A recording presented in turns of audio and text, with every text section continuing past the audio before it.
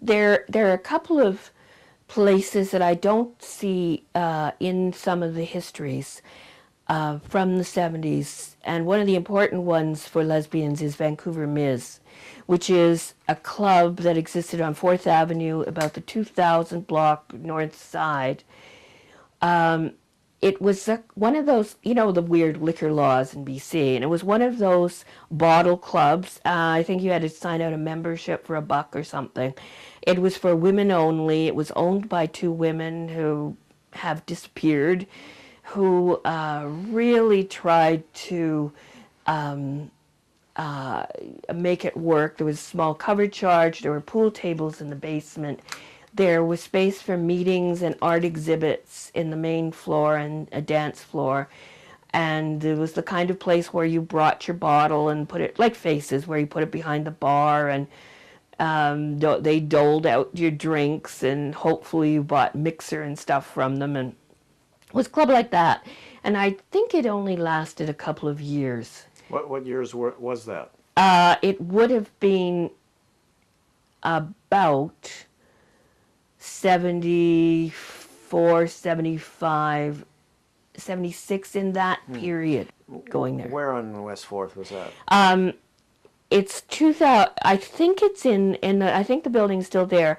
It's up off the street, and I think it's the 2000 or 2100 block, which is between Maple and, yes, it is that block between Maple and Arbutus. There was also Macara magazine, again, not an out lesbian collective, but predominantly lesbian writers and artists. I was an editor there for a time, and Nora D. Randall was one of the main editors, and a number of the artists are known now as lesbian artists.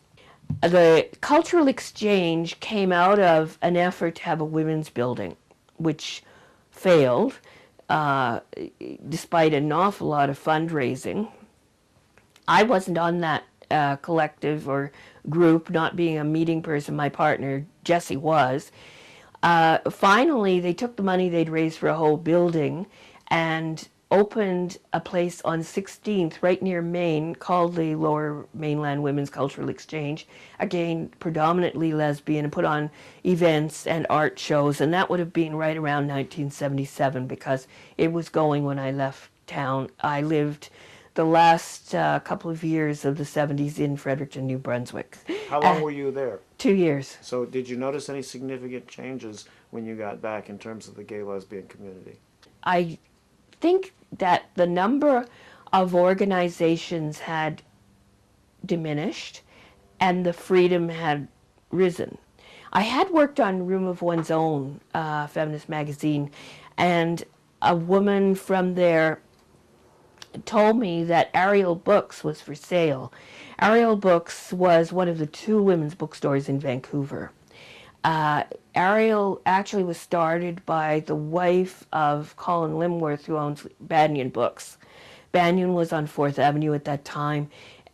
His wife was pregnant, and she and a friend thought, oh, they just have these women's books in this bookstore across the street, and while they were pregnant, and then they just bring the babies in and run a bookstore. And of course, it doesn't work like that. And you actually had to do more than read books to run a bookstore.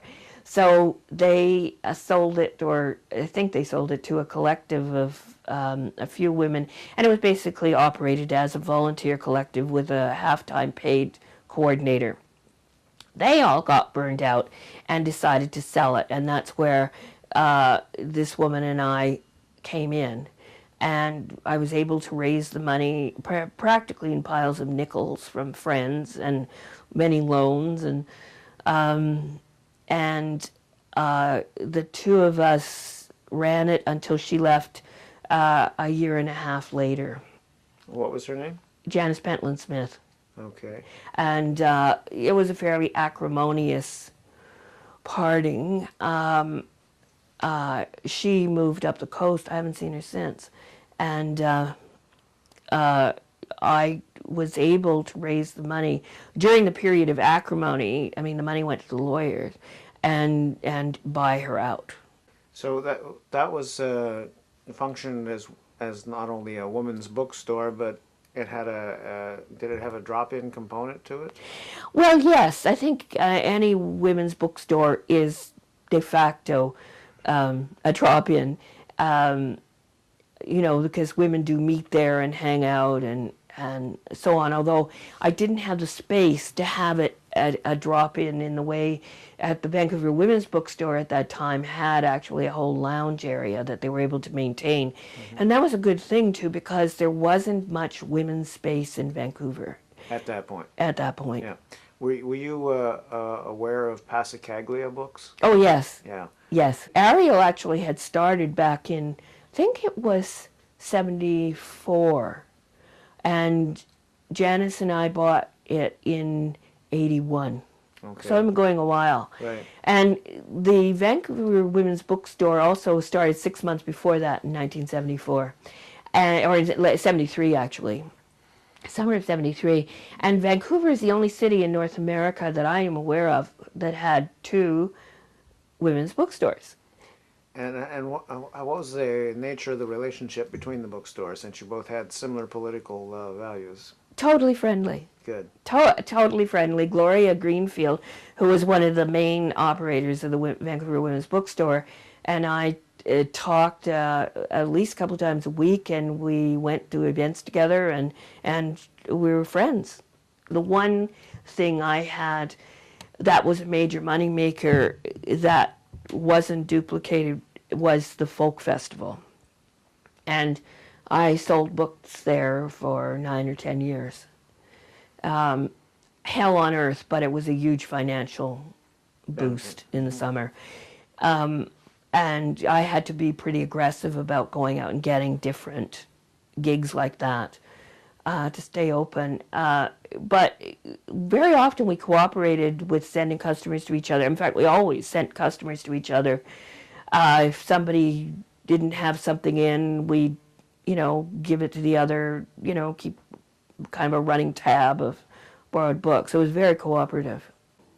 Yeah, and of course Jane Rule. I have to talk about what a mainstay she was for Ariel Books. And every book that she produced, she launched at Ariel. And, I mean, she was wonderful to have around. She and Helen Sontoff, they're both very shy.